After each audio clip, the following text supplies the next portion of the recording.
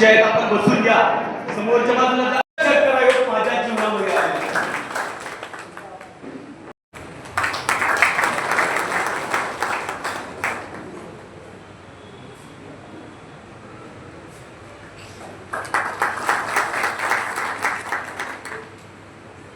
यानंतर आमचे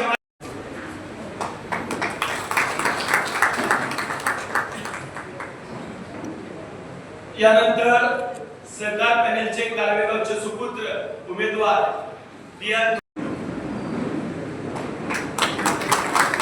व्यासपीठावरील सर्व मान्यवरांचं शाब्दिक स्वागत करतो. आणि यानंतर आज इथं आल्यानंतर पहिला मनामध्ये असा विचार येतो, दादा मी एकत्रित आहे, तर आम्हाला सुद्धा पहिल्यांदा असं वाटतं की आम्ही भाग्यवान आहोत. आता भाग्यवान याच्यासाठी की ह्या कृष्णे कोयनेच्या संगमाच्या ह्या विभागामध्ये जन्मलो आणि आमचे पूर्वज आहेत यांनी सगळ्या महाराष्ट्रामध्ये आपलं नाव केलं. हा भाग कुणाचा आहे? कैलासवासी यशवंतराव चव्हाणांचा आहे. हा भाग यशवंतराव मोहितेंचा आहे, हा विलासराव पाटील काकांचा आहे, हा आप्पांचा आहे. आणि ह्या भागामध्ये जे झालं हे महाराष्ट्रासाठी सुद्धा पथदर्शक एक आदर्श असा कामकाज या भागामध्ये झालं. पण हे काही सोपं होतं असं आहे का? तुम्हाला आठवण करून देतो की चव्हाणसाहेब असं म्हणत होते, चव्हाणसाहेब असं म्हणत होते की आपल्याला स्वातंत्र्य मिळालंय पण आपल्याला दुसरी स्वातंत्र्याची लढाई लढायची. आणि दुसरी स्वातंत्र्याची लढाई असं आहे की आपला समाज गरीब आहे, त्यांना शिक्षणाच्या आरोग्याच्या सोयी करून द्यायच्या, त्यांना न्याय मिळवून द्यायचा आहे.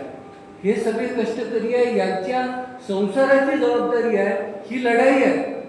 आणि ही जेवढी स्वातंत्र्याची लढाई अवघड होती तेवढीच ही अवघड आहे. आणि म्हणून आपल्या भागाचा सुद्धा विचार करा. आता आम्ही नदीकाठच्या विभागात होतो, तिथं ऊस करत होतो, पण तिथं कारखाना सुरू करायचा होता. एवढं सोपं नव्हतं, एवढं सोपं नव्हतं. लोकांच्याजवळ पैसे नव्हते. आता आमच्यामध्ये थोडे वयस्कर असे मदनदादाच आहेत घरातले, ते म्हटले पैसे गोळा करताना आणा पावली आणि असं ते नोट बघायला मिळत नव्हती पहिले पैसे गोळा करताना. म्हणजे अशा परिस्थितीत कारखान्यासाठी पैसे गोळा करायचे आणि बँकेकडे जायचं सोपं काम नव्हतंच. आणि त्याच्यापेक्षा अवघड काम तुमच्या वरच्या भागामध्ये डोंगरी भाग आहे, पाणीच नाही, रस्त्याच्यावर काय होती परिस्थिती. आणि सगळे लोक मुंबईला स्थायिक झालेले होते. अशा परिस्थितीत ह्या लोकांनी काम केलं, लक्षात घ्या. म्हणून विचार करायचा हा आहे की हा जो वारसा आहे, आता आपल्या भागामध्ये काकांचा वारसा असेल, इथं आप्पांचा भाऊंचा वारसा असेल, ही मोठी जबाबदारी आहे. त्यांनी एवढ्या कष्टातनं त्यांनी हा भाग उभा केला, लोकं उभी केली, स्वतःच्या पायावर उभी केली, राहणीमान बदललं. आता सगळीकडे आता आपल्याला स्लॅबची घरं दिसायला लागलेत, रस्ते झाले, राहणीमान खूपच आपलं सुधारलं आहे. पण हेही विसरायला नको की काही वर्षापूर्वी ज्या वेळेला इकडं काकांनी काम सुरू केलं त्याला प्यायला तरी पाणी नव्हतं. आता किती पुढं आलं. आमच्या भागामध्ये सुद्धा परिस्थिती लोकांची काय फार चांगली नव्हती. पण एकदम हा बदल झाल्यानंतर आज ही जबाबदारी राहते की आपल्याला ह्याच्यातून पुढं जायचं. आणि पुढं जायचं असेल तर पहिल्यांदा आपण इथंपर्यंत आलो कशामुळं, तर एक सहकाराचा विचार आपण धरला आणि आपण असा विचार केला की पुढं जायचं असेल तर अनेक लोकांना एकत्रित आणल्यानंतर सहकाराच्या माध्यमातून इथं प्रगती होऊ शकते. आणि हे सूत्र अजूनही आपल्याला धरणं गरजेचं आहे. आणि म्हणून ज्यावेळेला असं इलेक्शन येतं त्यावेळेला सहकारामध्ये चांगल्या चालणाऱ्या ज्या संस्था आहेत यांना समाजाने यांना साथ केली पाहिजे. आपल्या जर संघर्ष झाला, आता आमच्यात संघर्ष झाला, त्याच्यातनं काही फार चांगलं निष्पन्न झालं नाही. आणि ज्या वेळेला संघर्ष थांबला त्यावेळेला त्या संस्था प्रगती करू लागल्या. आता कारखान्याचा जर इतिहास बघितला तर माझ्या वतीनं एक इलेक्शन सोडलं तर सगळ्या कारखान्याच्या इलेक्शन पहिल्यापासनं काकांची आपली साथच आम्हाला झालेली. आणि 20-25 वर्षाचा काळ असा आहे, मला आठवतं की मला वाटतं 90 सालापासून की आम्ही आणि काका हे एकत्रित म्हणजे आप्पा आणि काका यांनी एकत्रितच काम केलं. आप्पांच्या बाबतीत म्हणायला झालं तर 100% आप्पा आणि काका शेवटपर्यंत एकत्रित होते. आणि ते एकत्रित असल्यामुळं तुम्हाला ह्या भागामध्ये इतकं काम झालेलं दिसतंय. आता आमची जबाबदारी नाही का एकत्रित काम करायची, आमची पण आता ही जबाबदारी आहे. आणि म्हणून राजकारणामध्ये असं असतं की सगळ्या गोष्टी राजकारणामध्ये आहेत तशा राहतात असं नाही. राजकारणामध्ये बदल होतात. पण आपण विचारायला एकत्रित असलो तर आज न उद्या परत ही संधी येते की आम्ही एकत्रित येतो.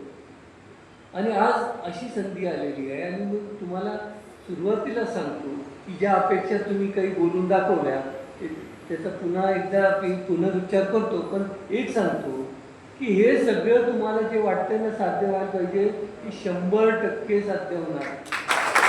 सगळ्या बाबतीत, राजकीय बाबतीतही आणि सहकाराच्या बाबतीतही.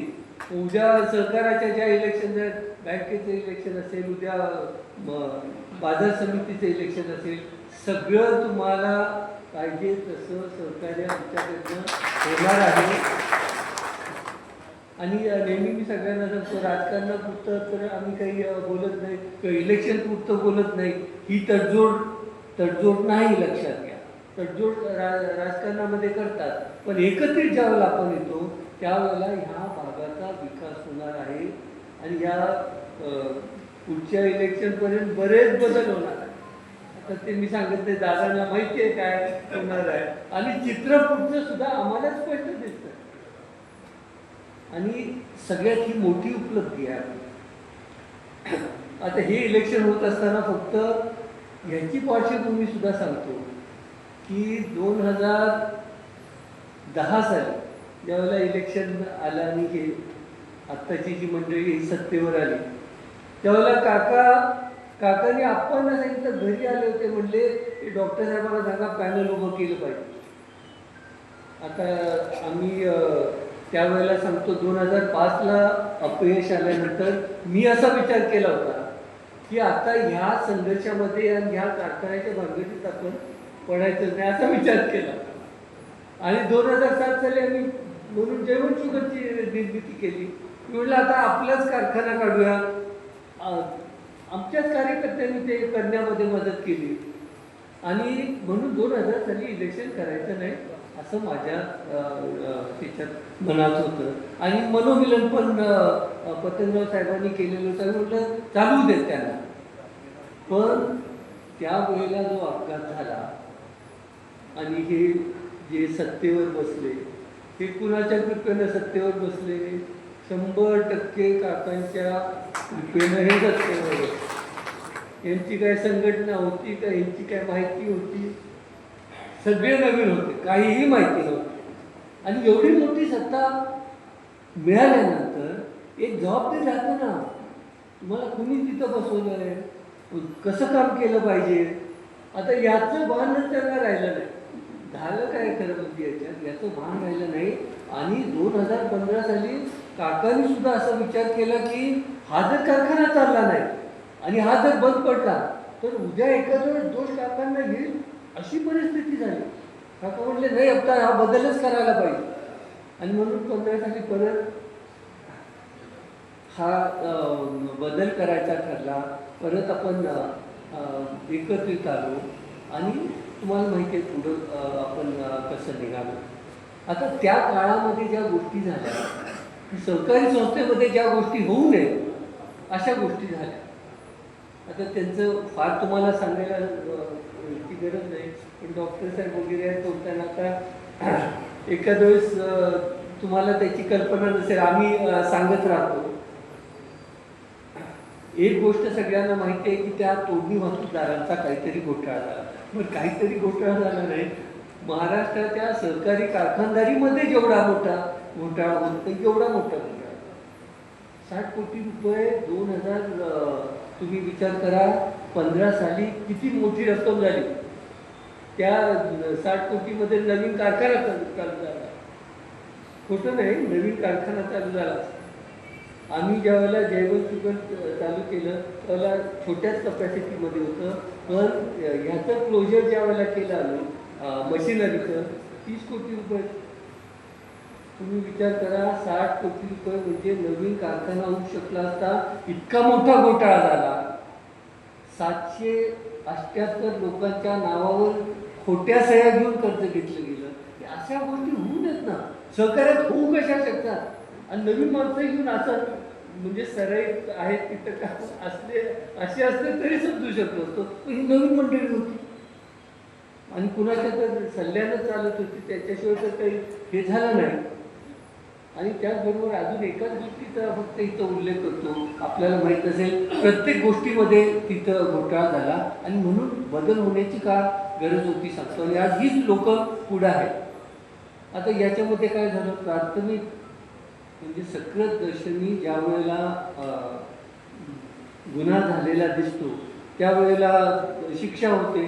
पहिली शिक्षा झाली सगळ्यांना. हे फार आम्हाला कमीपणाचं आहे की संचालक मंडळ चेअरमन एवढ्या मोठ्या कारखान्याचे चेअरमन यांना जर तुरुंगात जायला लागलं असलं तर मग कृष्णेचं नावच सगळं या राज्यामधलं नाव खराब झालं.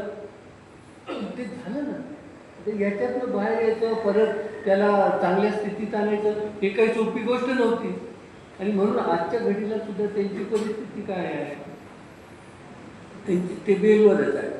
म्हणजे आर्थिक गुन्हा झाला ना, असा गुन्हा होऊ नये ना. आणि दुसरी गोष्ट अशी झाली आहे की ज्या गोष्टी केल्या त्या दादांनाही माहिती नसेल एखाद्या त्या गोष्टीचा उल्लेख करतो. त्यांच्याकडनं आर्थिक काय गैरव्यवहार झाला. सहकारी संस्थेमध्ये जर असं अशा गोष्टी झाल्या तर सहकारी संस्था टिकणार नाही. तर आर्थिक गुन्हा जो झाला त्याच्यात त्यांनी एक असं केलं की आज आमच्या कारखान्यामध्ये आपली कपॅसिटी 12,000 टनाची. आपल्याकडे कामगार आहेत 1400. त्यांची त्यावेळेला कपॅसिटी होती 7,200. कामगार नेमले 3,000. आता 3,200 कामगार कसे काय नेमू शकतात. मग आम्ही आल्याला बघितलं रेकॉर्ड काय आहे तर 1400 कामगारांचं रेकॉर्डच नाही. आता रेकॉर्डच नाही म्हणजे मस्टर असते. आपण घरात गडी ठेवलं तरी आपण हिशेब ठेवतो, तरी काहीच ठेवलं नाही. आणि ऑडिटर म्हणला ऑडिटरचा रिपोर्ट काढा. तर ऑडिटरनी रिपोर्टमध्ये म्हटलं की हे मस्टर बघायला मिळालं नाही. कुणाला कॉन्ट्रॅक्टवर घेतलं, कॉन्ट्रॅक्टरचं नाव माहीत नाही, कुणाला पैसे दिले कामगारांना हे माहिती नाही. म्हणजे आज गांभीर्य एवढ्यासाठी सांगतो की ही लोक जे पुढं आहे ते असंच इलेक्शन असतं तर काही हरकत नाही करायला. पण हे यांचं म्हणजे आर्थिकदृष्ट्या गुन्हा करायचं हे चुकून झालं नाही, जाणून बुजून केलेलं. आणि पैसे किती गेले माहिती आहेत का. महिन्याला 50 लाख रुपये ह्या कामगारांना देत होते की ज्याचं रेकॉर्ड नाही. त्याला 3 वर्षात 24 कोटी रुपये नाही. 24 कोटी रुपये आमचे कारखान्याचे दिले गेले की ज्याचा आजही रेकॉर्ड. अशी ती म्हणजे मानसिक पद्धतच अशी होती की याच्यात तर काही मिळवायचं आहे आपल्याला. माझ्या माहितीने हे जर विचार केला तर ही आमच्या कारखान्यात चोरीच झाली ना. 24 कोटी रुपये दिले गेले. आणि म्हणून ती आमची परिस्थिती अशी झाली की चालवायलाच ज्यावेळेला आम्ही आलो त्यावेळेला चालवायला पैसेच नव्हते आमच्याकडे. कामगाराला द्यायला पैसे नव्हते, व्यापाराला द्यायला पैसे नव्हते, बँकेचे हप्ते भरायला पैसे नव्हते, तोडणी वाहतूकदारांना द्यायला पैसे नव्हते. अशा परिस्थितीत आपण आलो. आणि असं असताना इथनं पुढं जायचं एवढं सोपं नव्हतं. आम्ही व्यापाऱ्यांना सांगितलं आमच्याकडे पैसे नाहीत, तुम्ही आम्हाला माल द्या, तुम्ही आम्हाला PP बॅग द्या, तुम्ही सल्फर द्या, लाईन द्या, लुब्रिकंट द्या. ऑफ सीझन तर ज्या ज्या गोष्टी लागतात ह्या व्यापाऱ्यांच्याकडनं उधार घेतो आणि कारखाना चालवतो. म्हणजे ही पार्श्वभूमी एवढ्यासाठी सांगतो. हे कारखान्याचं इलेक्शन आहे, समोर कोण आहेत त्यांचा तर परिचय करून दिला पाहिजे ना. हा त्यांचा परिचय आहे. म्हणजे आपल्याला माहिती पाहिजे कोणाचं सांगतो हे अशा गोष्टी झाल्या त्यांच्याकडे. मी म्हटलं आता आमच्याच इलेक्शन झालं होतं पण असं काही झालं नाही. आता इंद्रजित बाबा होते, मदन दादा होते, ते 10 वर्ष होते, 5 वर्ष होते, असं काही झालं का? 83ची एखादी केस झाली का? 83चे हे जे मी सांगतो हे 83च्या चौकशीतले आकडे आहेत. हे काही आम्ही बघून तुम्हाला सांगत आहे ते चौकशी अधिकाऱ्याचे आकडे की अशा अशा गोष्टी झाल्या. तुम्हाला दादा अजून आश्चर्य वाटेल की त्यांनी ऊसाचं बिल निघालं, ऊस न येत, तर ऊस न येतं बिल कसं निघू शकते? अधिकाऱ्याचे ऊसाची बिलं पण काढली, ऊस न येता. सहकारी संस्थेला किती धोकादायक सांगा. आज दादा काम करतायत, आम्ही काम करतो, किती जपायला लागतंय, किती म्हणजे डोळ्यात तेल घालून तिथं काम करायला लागतं, तर ह्या संस्था टिकतात.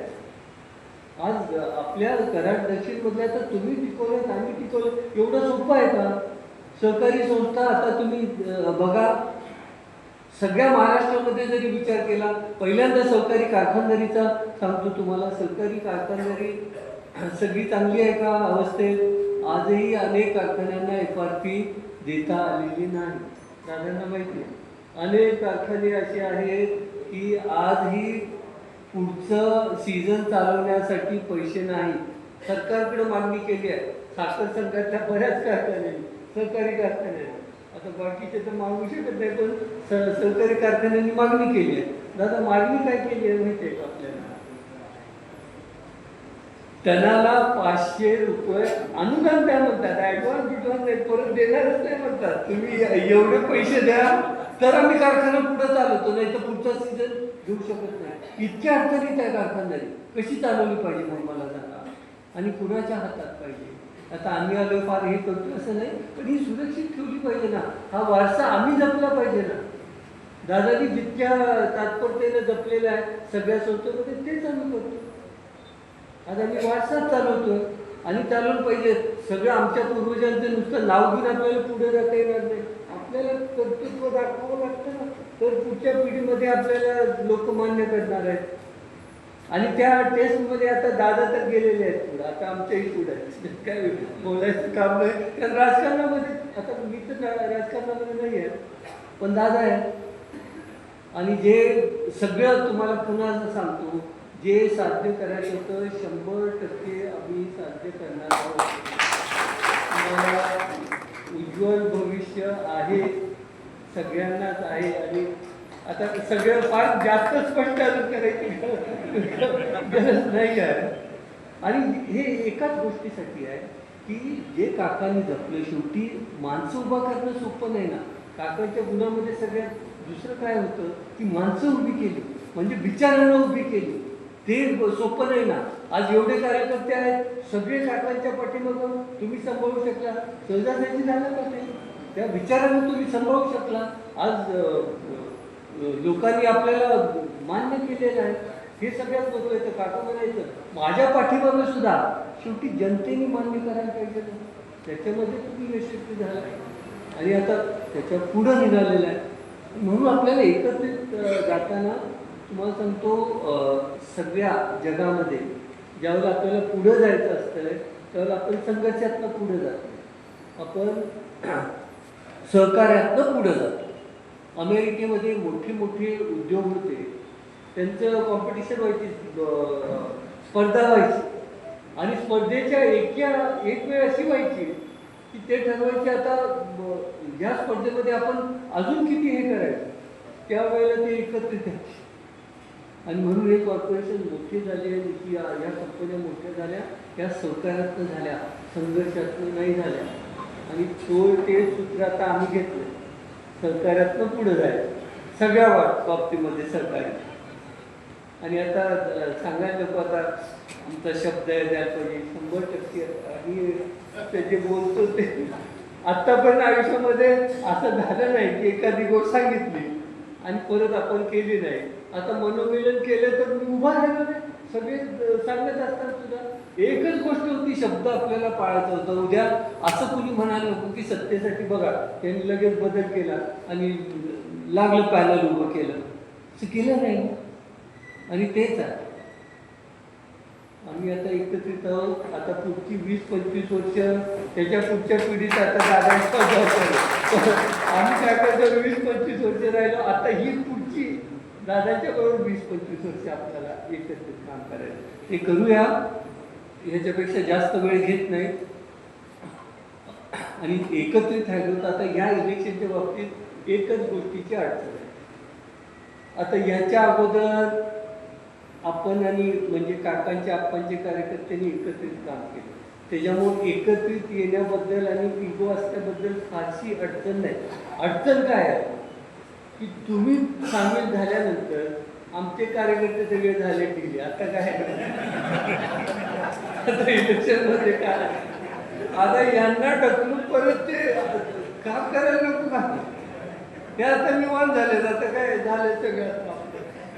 पण दादाने म्हणून सांगितलं की मतदारापर्यंत पोचलं पाहिजे, हाऊस टू हाऊस फिरलं पाहिजे, नाहीतर टक्केवारी घटेल. मतदान जास्त झालं, जे होणार आहे ते आपल्याला होणार आहे, पण तिथं तो प्रयत्न करावा लागेल ना. हा पण मोठा प्रयत्न आहे. बाहेरचे मतदान आहे, ते आणलं पाहिजे. बाहेरचं मतदान मयत कोण आहे ते सगळा अभ्यास आता करून, जसं आपण ग्रामपंचायतीला इलेक्शनमध्ये करतो तसं ह्या कारखान्याच्या इलेक्शनमध्ये करावं लागेल. आणि ते आपण एवढंच आता आमची जबाबदारी आहे. काटकर सर, तुमचा म्हणजे दादानी सुद्धा सांगितलं, तो म्हणजे तो सल्ला गांभीर्याने आम्ही घेतलेला आहे. आणि सगळ्यांना आता उद्यापर्यंत एकच काम आहे, कामाला लावायचं. नाही तर पैलवान होते आता काय कुठे शोधायचं तर ते गाड्याला गेलं म्हणून. आता इलेक्शन राहिलं आमचा गाड्या पडतो असं म्हणजे आमचा तेवढी आपण काळजी घेऊया. तिथं उपस्थित राहिल्याबद्दल आणि सहकार्य केल्याबद्दल दादांचे तुमचे आभार मानावे तेवढे पुढे आहे.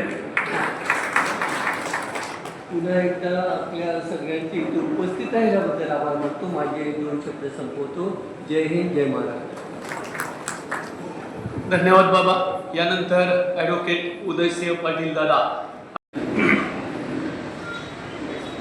यशवंतराव मोहिते कृष्णा सहकारी साखर कारखान्याच्या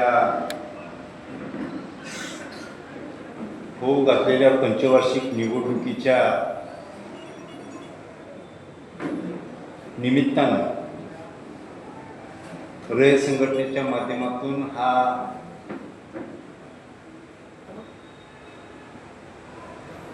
जी बैठक पार पडते, त्या बैठकीला व्यासपीठावर उपस्थित असलेले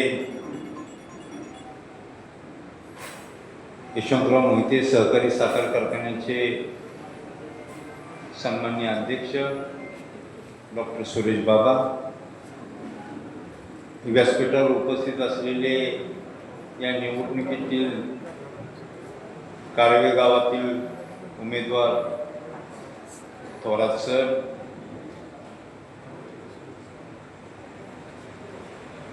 कराड खरेदी विक्री संघाचे माजी चेअरमन रंगराव बाबा, व्यासपीठावर उपस्थित असलेले डॉक्टर जगताप, प्रताप कनसे, नितीन थोरात, त्याचबरोबर कोयना दूध संघाचे वाईस चेअरमन शिवाजीराव जाधव, कोयना बँकेचे चेअरमन के.टी. नाना, एनके गावचे नेते गरुड सर, आमचे मित्र राजू मुल्ला, माजी सभापती प्रदीप थोरात, शेतकरी संघटनेचे नेते बापूसाहेब साळुंके, अटकेचे आमचे काकांबरोबरचे सहकारी माणिक तात्या, रेठरेचे रंगराव अण्णा, काटकर सर आणि आनंदराव अप्पा, इथे उपस्थित काकांच्या रयत संघटनेतील सर्व पदाधिकारी, तरुण मित्र, बंधू मित्रो, या बैठकीचं आयोजन का केलंय, ह्याचा उद्देश काय आहे, हा माझ्या आधीच्या वक्त्यांनी अत्यंत चांगल्या पद्धतीनं आपल्यासमोर ठेवलेला आहे. कारण ज्यावेळी आपण या निवडणुकीमध्ये आपली भूमिका काय असावी ह्याच्यावरती विचारविनिमय करण्यासाठी आपण कराड तालुक्यातील सर्व संघटनेतील प्रमुख कार्यकर्त्यांची पदाधिकाऱ्यांची आपण एक कोयना संघावरती बैठक घेतली होती. त्यावेळी अनेक गोष्टींचा उहापोह त्या ठिकाणी झाला आणि मग सहकाराच्या निवडणुकीमध्ये भविष्यामध्ये रयत संघटना आणि कृष्णा उद्योग समूह म्हणजे काकांनी आणि आप्पांनी 30-35 वर्ष या कराड तालुक्यामध्ये सहकाराचं जे कामकाज केलं आणि त्या सहकारामध्ये आपण जर का आता आपल्याला जर का काम करायचं असेल तर या बदलत्या परिस्थितीमध्ये स्पर्धेच्या युगामध्ये आपण एकत्र येण्याशिवाय दुसरा पर्याय आपल्याला दिसत नाही. ही भूमिका सर्व सहकार्यांनी त्यावेळी बाबा आपल्यासमोर मांडली आणि यात मला काय मिळते किंवा बाबांना काय मिळणार आहे ही भूमिका फारशी महत्वाची नाहीये. कारण शेवटी पश्चिम महाराष्ट्रामधल्या कार्यकर्त्याची ओळख आहे ती सहकाराची ओळख आहे आणि हा सहकार जर का अबाधित राहिला तरच आम्हाला समाजामध्ये पुन्हा एकदा मान मराठक प्रतिष्ठा मिळणार आहे. कारण शेवटी दूध संघ असतील, खरेदी विक्री संघ असतील, बँका असतील, पतसंस्था असतील, साखर कारखानदारी असेल, सूतगिरण्या असतील, ह्या सर्व ज्या व्यवस्था आपल्या पूर्वजांनी उभ्या केल्या त्या समाजाच्या प्रपंचाशी निगडीत असणार आहेत आणि या स्पर्धेच्या युगामध्ये ज्यावेळी आपण कॉर्पोरेट सेक्टर बरोबर स्पर्धा करू इच्छितो त्यावेळी आपल्याला आपल्या बरोबर काम करणाऱ्या प्रत्येक घटकाला बरोबर घेऊन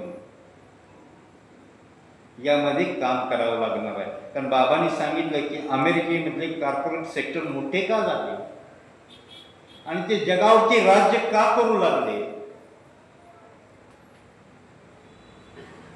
तर त्यांनी आपसातली स्पर्धा संपवून सहकार्याची भूमिका घेतली. आज तुम्ही बारकाईनं बघा, ज्या अमेरिकन MNC कंपन्या आहेत, बहुराष्ट्रीय कंपन्या आहेत, ह्यांची स्वतःची मॅन्युफॅक्चरिंग कंपनी फॅक्टरी कुठेही बाबा नाही. आज ते वेंडरकडनं माल घेतात आणि स्वतःचं ब्रँडिंग करून जगामध्ये माल विकतात आणि आज आपण त्यांचं ब्रँडिंग आपण करतोय. ही परिस्थिती कुठेतरी बदलली पाहिजे आणि ती बदलवण्याची क्षमता ही फक्त सहकारामध्ये आहे. कारण आपल्याकडे कोण पिढीजात श्रीमंत नाहीये किंवा उद्योगपती नाहीये, आपण सर्वसामान्य माणसं आहे आणि मग कोट्यावधी रुपयाची इंडस्ट्री उभी करायची असेल तर सगळ्यांनी एकत्र येणं गरजेचं आहे. आणि याच उद्देशानं ज्यावेळी बाबांनी हा प्रस्ताव मांडला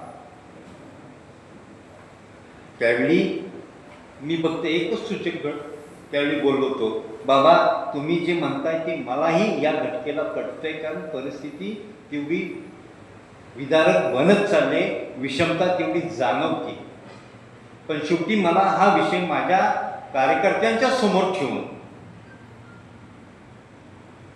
त्यांची मतं आजमावून आपण या विषयाला चालना देण्याचा प्रयत्न करावा. बाबांनी ते मान्य केलं. शेवटी आपण जे करतोय ते आपल्या सहकार्यांसाठी करतोय. काकांनी किंवा भाऊनी उभ्या केलेल्या संस्था या शेवटी पदाधिकाऱ्यांच्या आणि कार्यकर्त्यांच्या मालकीच्या आहेत. आपण फक्त ते लीड ऑफ करतोय. त्या ठिकाणी काही वेगळं घडू नये यासाठी फक्त आपण पॉलिसी मॅटरवरती काम करतोय. आपण त्यांच्याशी बोलूनच हा निर्णय करूया, ही त्यावेळची त्यांची सकारात्मक भूमिका होती. कारण शेवटी जरी आज ते वेगळ्या पक्षीय राजकारणामध्ये असले आणि शेवटी हे आम्ही दोघंही एक महायुती म्हणून एकाच ठिकाणी काम करतो. पक्षीय भूमिका त्यावेळी आपण पक्षामध्ये मांडू, पण आज सहकार वाचवणं किंवा सहकारामधल्या संस्था सक्षम करणं ही काळाची गरज आहे. कारण मगाशी बाबांनी सांगितले की साखर संघानं सरकारला एक डिमांड केली की आम्हाला 500 रुपये टनाला अनुदान देणं गरजेचं आहे. कारण तुम्ही बारकाईने रफली विचार करा, आज साखर कारखान्याचं टेंडर हे 3800च्या वरती आज जात नाहीये बाबा, हे वास्तव आहे. आणि कारखान्यांनी 3500 रुपये उसाला भाव दिलाय. आज 1000 रुपयाच्या खाली तोडणी वाहतूक नाहीये. पोत्यामाग 200 रुपये व्याज आणि ऍडमिनिस्ट्रेशनचा खर्च आहे. हे जर का सगळं बघितलं तर 3900 रुपयाच्या आपलं 4900 रुपयाच्या आसपास हा सगळा खर्च आपल्याला दिसतोय. आज सुद्धा कारखान्यांनी या सर्व गोष्टी पेलल्यात ह्या फक्त बँकांच्या आधारानं, आणि त्या सुद्धा सहकारी आहेत म्हणून. शेवटी कारखान्यांना सुद्धा ही रक्कम आज न उद्या परत करायची, पण आपल्या भागातील शेतकरी सभासद टिकला पाहिजे यासाठी सगळ्या कारखान्यांनी ही जबाबदारी आज स्वीकारली. आणि मग संघर्षात्मक भूमिका ठेवून राजकीय आपण जर का या ठिकाणी कामकाज करू लागलो तर या सहकारी संस्थेमध्ये अडचणी निर्माण होऊ शकतात. आणि त्या टाळण्यासाठी आज काकांनी किंवा आप्पांनी जे काही रस्ते आखून दिले त्याच्यावरती चालण्याचा प्रयत्न आम्ही करतो. मला हे माहिती आहे की प्रत्येक गावामध्ये राजकीय प्रवाह वेगवेगळे असतात आणि ते प्रत्येक ठिकाणी राहणार आहे. कारण जितक्या व्यक्ती जितक्या प्रकृती असतात आणि तितके विचार असतात. संघटनेतल्या प्रत्येक कार्यकर्त्याचे एकमेकाशी जुळतच असं नाही, पण शेवटी आपण संघटित होऊन एका उद्देशासाठी जर का काम करू लागलो तर निश्चितपणानं अपेक्षित असलेलं यश आपल्याला कधीही मिळवता येऊ शकतं, हे मानणारा मी कार्यकर्ता. कारण दृष्टिकोन सकारात्मक नसेल तर आपण समाजासाठी काही करू शकत नाही. प्रत्येक वेळी विरोधासाठी विरोध हे करणं हे समाजाच्या हिताचं होत नाही. ठीक आहे, संघर्ष जरूर तुम्ही वाईट गोष्टीसाठी पराकुटीचा संघर्ष करा, पण ज्यावेळी समाजावरती त्याचा घाला होणार असेल तर कुठंतरी तुम्ही एकमेकांचं सहकार्याची भूमिका ठेवून काम करण्याचं काम. म्हणून माझी तुम्हा सर्व कार्यकर्त्यांना एकच विनंती आहे की काकांनी जी अलिखित संघटना उभी केली, रयत संघटना, शेवटी मी पदाधिकारी म्हणून काम करतोय, तुमचा नेता म्हणून नाही, पण मला जे दिसतंय काकांच्या विजननं जे दिसतंय ते भविष्यामध्ये आपल्याला सहकार सक्षम केल्याशिवाय कराड तालुक्यामध्ये आपल्याला काम करता येणं शक्य नाही. कारण शेवटी पदाधिकाऱ्यांना त्यांचे मान प्राप्त करून द्यायचे असतील, त्यांना प्रतिष्ठा प्राप्त करून द्यायची असतील तर या सहकारी संस्था जिवंत राहणं ही काळाची गरज आहे. कारण काका भाऊन आपलं बापूंच्या आप्पांच्या बरोबरची पिढी आता संपत चालली आहे. बाबांबरोबरच्या पिढीनं सुद्धा त्यांच्या ठराविक लिमिट पर्यंत आता काम ती करते, नजीकच्या काळामध्ये तीही थांबणार आहे. पण बाबा आमच्या बरोबर काम करणाऱ्या कार्यकर्त्यांना जर का प्रतिष्ठा द्यायची असेल तर या सहकारी संस्था ह्या सक्षमपणे चालल्याच पाहिजेत, ही प्रत्येकाची जबाबदारी आहे. आणि त्या उद्देशाने मी तुम्हाला सांगतो की तुम्हा आम्हाला जर का या समाजामध्ये समाजातील प्रत्येक घटकाला जर का न्याय द्यायचा असेल तर कुठंतरी मिळतो जुळता आपण घेणं काळाची गरज आहे. कारण 21 तारखेला नुसतं यशवंतराव मोहिते कृष्णा सहकारी कारखान्याची निवडणूक नाहीये, ती या कराड तालुक्यातल्या सहकारामध्ये काम करणाऱ्या कार्यकर्त्यांची ती एक पुढची भविष्यातली नांदी आहे. सहकार्यानं आपण काय घडवू शकतो हे दाखवून देण्याची ती एक आपल्याला संधी प्राप्त आपण करून देतो. म्हणून माझी तुम्हा सर्वांना विनंती आहे की संघटनेतल्या कार्यकर्त्यांनी फार काही तुम्ही जबाबदारी घेऊ नका. जे तुमचे आहे, जे तुमच्या विचाराशी एकनिष्ठ आहे, त्यांना फक्त तुम्ही या सहकार पॅनेलला मतदान करायला प्रवृत्त करा. कारण अनेक वेळा आपण काम केलंय. रस्ता मळलेला फक्त काही काळासाठी आपण त्या रस्त्यावरती नव्हतो, पण पुन्हा एकदा आपल्याला ती वाट चोखळावी लागेल. ती व्यक्तिगत स्वार्थासाठी नाही, या कराड तालुक्यातल्या सहकारी संस्था ह्या सक्षम ठेवण्यासाठी. कारण तुम्ही सर्वजण जर का एकत्र आलात तर मला खात्री आहे बाबा की कराड तालुक्यामध्ये असं परत काही मिळू शकत नाही. सर्वांना त्यांची सन्मानाची भूमिका पार पाडता येऊ शकेल. म्हणून माझी तुम्हाला फिरून विनंती आहे की तुम्ही उद्याच्या 21 तारखेला अत्यंत जागरूकतेनं काम करा.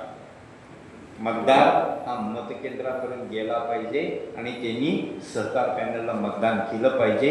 ही भूमिका तुम्हाला आता वठवावी लागेल. कारण शेवटी हे आपण जे करतोय ते भविष्यातल्या पिढीसाठी करतोय. आज जरी मला वाटलं की यामध्ये मला काहीतरी मागं पुढं सरकायला लागतंय, पण ते भविष्यातल्या पिढीकडे बघून आपल्याला करावं लागतं.